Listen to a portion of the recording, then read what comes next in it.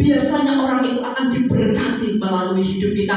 Mungkin saudara gak usah banyak ngomong deh, tapi melalui sikap hidup saudara, orang itu akan bisa melihat pancaran berkat, pancaran kasih melalui hidupmu dan hidupku. Tapi sebaliknya, kalau hidup kita, hati kita itu belum terbereskan, kita memiliki hati yang penuh dengan kebencian, kita punya akar kepahitan yang gak terbereskan, kita punya hati yang gak bisa mengucap syukur dengan Tuhan, kita punya hati yang tidak dipenuhi oleh firman Tuhan. Orang ketika dekat dengan kita, mungkin pertama bisa ada nyaman, tapi lama-kelamaan, orang Semarang bilang jelehi, betul ya? Lama-kelamaan, orang yang dekat dengan kita, orang yang bisa mengenal kita lebih dekat lagi, akan terusik dengan hidup kita. Karena ternyata ya, hidup kita ini toksik, kata anak-anak sekarang itu ya, penuh dengan racun, penuh dengan hal yang bisa membuat orang lain menjadi terusik, menjadi jengkel, menjadi sama kita gak bisa cocok. Perhatikan baik-baik. Tapi kalau hati saudara dan hati saya benar-benar terjaga, engkau punya jam-jam doa yang kau pelihara, engkau punya jam baca Alkitab yang setiap hari kau pelihara, engkau punya waktu teduh untuk menyembah Tuhan dengan segenap hatimu. Setiap kali ada orang yang dekat dengan diri saudara dan saya, mereka akan diberkati, mereka akan nyaman. Bahkan ketika ada orang-orang yang hatinya hancur, yang broken heart, mereka dipulihkan melalui hidupmu dan hidupku. Saya percaya setiap saudara yang saat ini duduk di tempat ini, gak semuanya bebas dari masalah. Betul? Gak semuanya berkata aku gak ada masalah. Selama kita hidup, selama saudara dan saya masih diberi hidup oleh Tuhan, pasti ada masalah yang Tuhan izinkan terjadi. Dan masalah itu, ingat baik-baik, Tuhan izinkan terjadi untuk memproses hatimu dan hatiku, supaya apa? Kita menjadi anak-anak Tuhan yang tumbuh dewasa. Kalau kita punya respon hati yang betul. Tapi sebaliknya, kalau respon hati kita keliru, masalah yang datang dalam hidup kita, ya, itu tidak akan mendewasakan kita, tetapi akan membuat kita semakin terpuruk.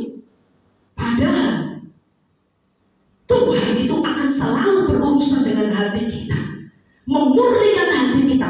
Kalau dimurnikan itu sakit tidak, saudara? Saya mau tanya, sakit tidak? Amsal mengatakan besi menajamkan besi, manusia menajamkan sesamanya. Kalau kita benturan dengan teman kita satu kantor, kalau kita benturan dengan pasangan kita, dengan suami, dengan istri, dengan anak-anak, dengan saudara, kakak adik, itu sesuatu yang sebetulnya menyakitkan. Gesekan, benturan, itu sesuatu yang menyakitkan dan membuat hati kita ini kadang kecut. Hati kita ini menjadi tower, hopeless, gak ada harapan. Apalagi yang mungkin berbenturan dengan kita adalah orang yang sangat kita kasih. Waduh, itu bisa membuat kita ini benar-benar gak berdaya. Tapi beda, orang-orang yang hatinya setiap saat, setiap waktu dijaga oleh firman Tuhan, oleh persekutuan yang intim dengan Tuhan, dibenturkan oleh apapun juga, kita tetap akan bisa bergantung diri. Ada pujian lama yang berkata begini, sekarang tegaklah kepalaku, hadapi lawanku, ya, yang berada di sekelilingku, dan mulutku memuji, bermasmur bagimu, bersorak bagi kebesaranmu. Ya, masih hati itu. Oh, tidak tahu ya, aku tak panik nyotor aja itu.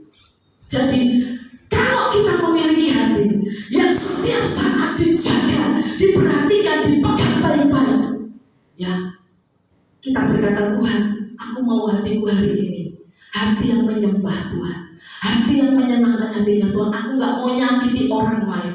Kalau ada orang yang mungkin menyinggung perasaanku, ya udah, belajar untuk berdiam, ya. Kalau ada orang yang membuat kita terpancing emosinya, ya, kalau sekali waktu mungkin bisa kepancing, it's okay lah. Ya, tapi kita harus berubah, saudara.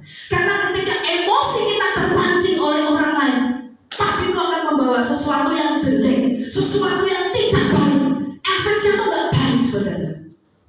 Saya pernah ngalamin, ini saya alami betul. Makanya saya menyampaikan siang hari ini bagaimana saudara dan saya benar-benar harus punya hati yang terus dijaga. Jangan sampai ada efek-efek yang tidak baik yang menimpa hidupmu dan hidup saya. Satu kali di Desember akhir tahun 2021 gitu ya, saya itu jengkel dengan anak saya yang nomor 1 ya. Jadi ketika itu menjelang Natal ya, Desember, saya diminta untuk memimpin pujian di sebuah gereja dalam rangka Natal. Hati ini masih panas gitu ya, sama anak yang nomor 1. Ini anak nomor 1 ini menginjak remaja ya, dia ngomong sesuatu yang menyakitkan hati saya. Nah ini saya nggak bisa kuasai diri saya, saudara.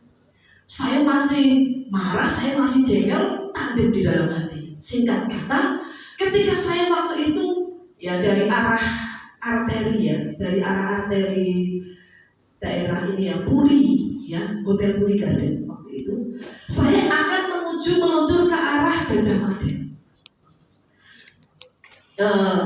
Waktu itu saya ngajak anak saya yang nomor 2, saya naik motor.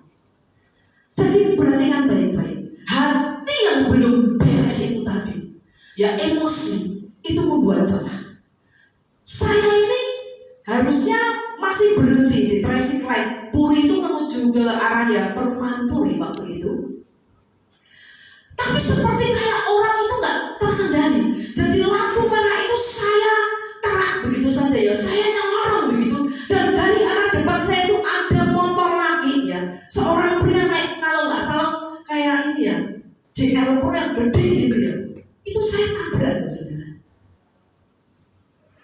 Tapi yang waktu itu saya luar biasa katakan, saya katakan, Tuhan tolong saya, puji Tuhan, kami nggak apa-apa, anak saya nggak apa-apa, ya ada sedikit luka di bagian kaki saya, tapi yang memar sedikit, tapi nggak sampai sesuatu yang membahayakan. Itu padahal kalau orang lihat itu benturannya sangat keras.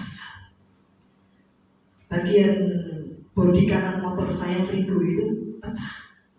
Ya. Ini loh, efeknya itu mengerikan. Dan sejak saat itu saya ngomong sama Tuhan begini, Tuhan, apapun yang menggoncang hatiku, aku mau jaga hatiku dengan penuh kewaspadaan, supaya jangan sampai terjadi ekses-ekses yang membahayakan hidupku dan orang yang saya kasih. Itu pelajaran yang sangat penting. Saya nggak pernah ngalami seumur-umur ngalami hal itu, baru kali itu, karena saya nggak bisa membereskan dengan segera kejengkelan dengan anak saya. Dari situ saya belajar sampai hari ini ya, sejengkel-jengkel apapun ya, mungkin saya bisa marah, tapi saya katakan, Tuhan, aku mau ampuni. Entah itu anak, entah itu suami, entah itu teman, entah itu siapapun, saudara gitu ya. Kenapa? Karena Tuhan mau hidup kita setiap saat, setiap waktu memiliki hati yang berkenan di hati Tuhan. Dan Tuhan mau ketika hati kita berkenan, disitulah berkat Tuhan itu dicurahkan dalam hidup kita. Doa kita nggak terhalang, saudara. Tapi ketika hati kita menyimpan sesuatu kepahitan, kejengkelan, kemarahan, pastikan doa itu akan terhalang. Tapi kalau hati kita setiap saat terjaga dengan baik, apapun yang engkau rindukan, apapun yang engkau doakan, saya katakan gak pakai lama kami ngalami. Kalau nanti disaksikan banyak sekali. Nah, siang hari ini kita tahu satu perkara. Kalau kita menjaga hati kita dengan sungguh-sungguh, maka Tuhan akan memberikan kita kuasa, kemampuan untuk kita bisa mengantisipasi setiap persoalan atau problem yang sedang menghimpit hidupmu dan hidupku. Tapi kalau hatimu tidak terbereskan siang hari ini, kita akan menjadi orang-orang Kristen yang makin lama makin lemah, makin lemah, makin lemah, makin terpuruk. Karena itu siang hari ini kita bangkit. Supaya apa? mampu memenangkan diri kita sendiri. Setan kalau diusir lari, betul nggak? Tapi kalau kita mengusir kepahitan, kemarahan hati kita, belum tentu kepahitan, kemarahan itu langsung hilang. Kalau kita nggak sungguh-sungguh serius dengan Tuhan, katakan Tuhan, aku mau hatiku siang hari ini dibentuk oleh Tuhan menjadi hati yang lembut, hati yang berkenan di hadapan Tuhan. Karena dari situlah sumber berkat akan saudara dapatkan, sumber kekuatan, sumber kemenangan akan engkau dapatkan, dan kita pasti akan menjadi berkat bagi banyak orang. Siapa yang rindu hidupnya, hatinya diubahkan siang hari ini, saudara, kau bisa angkat tanganmu bersama-sama. Yuk kita berdiri, tutup Alkitab atau Alkitab saudara, dan kita katakan kepada Tuhan, aku mau Tuhan siang hari ini hatimu diubahkan oleh Tuhan.